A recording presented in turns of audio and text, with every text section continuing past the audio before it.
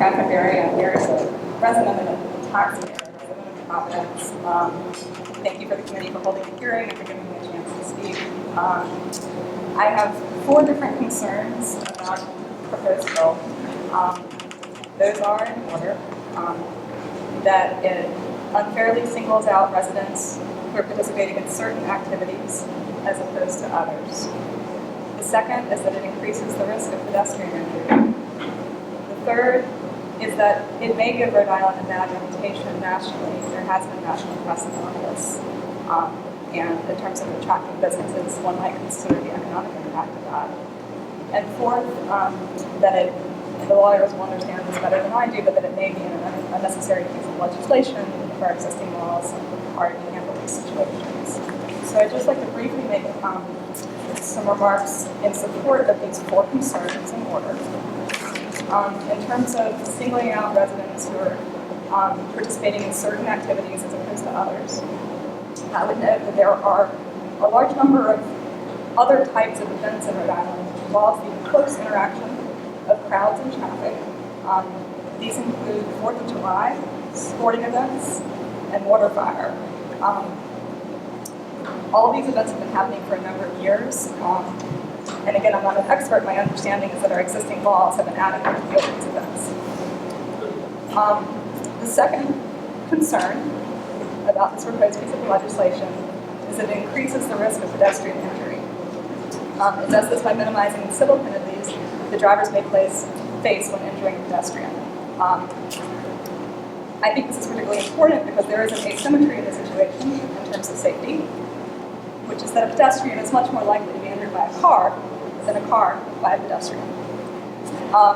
And I think incentives and disincentives in what might eventually, hopefully not, but become law, do affect and shape people's behavior and could lead to drivers psychologically understanding what the laws are, becoming more or less careful in their driving. That's the second concern. The third concern is that this bill could give Rhode Island a bad reputation nationally, and there is evidence to support this. The USA Today website has a large section in which it contains rankings of all 50 states in terms of their desirability as places to live. This website lists H.R. 5690 as something that's been proposed by Rhode Island and being considered by Rhode Island. And by this website, I don't mean the USA Today paper as a whole. I mean the ranking section of the USA Today of the 50 states. While the USA Today does not take a position on whether this bill is a negative or positive thing, there is at least some risk that people reading this may develop a negative view of Rhode Island, which could decrease our reputation nationally and have some ultimate downstream impact on our ability to attract businesses and therefore the tax base. Also, in terms of reputation, in terms of the national coverage of this bill, it's worth noting that this bill is modeled on a similar bill from North Dakota.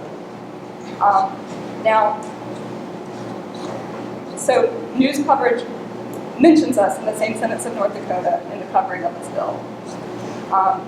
Just in terms of branding as a state, which as I understand is something that people do think about, I would note that North Dakota, whatever its virtues, does rank 46th in the nation in terms of GDP and may not be the peer group that we should be aspiring to in terms of our future direction of Rhode Island. Also on the subject of the economy, the bill casts protesters in a negative light as a negative thing. While any event involving crowds will have crowd control issues, which is something that the police seem very experienced in dealing with as it is, crowds also have benefits, and instead of viewing this as a problem, sometimes can be viewed as opportunities.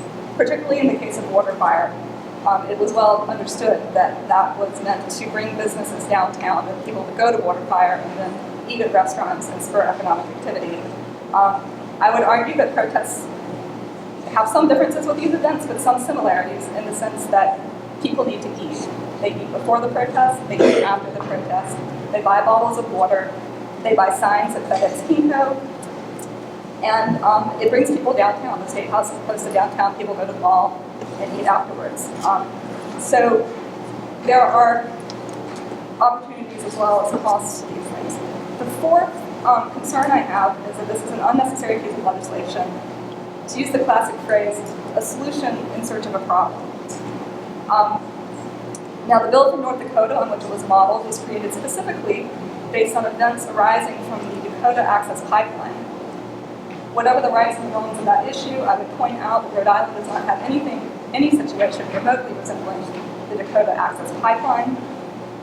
Others may be more informed as to actual issues in Rhode Island, but we have had no problems that I'm aware of, except for ones that are, I believe, many decades old, and did not lead to any pedestrian fatalities or injuries.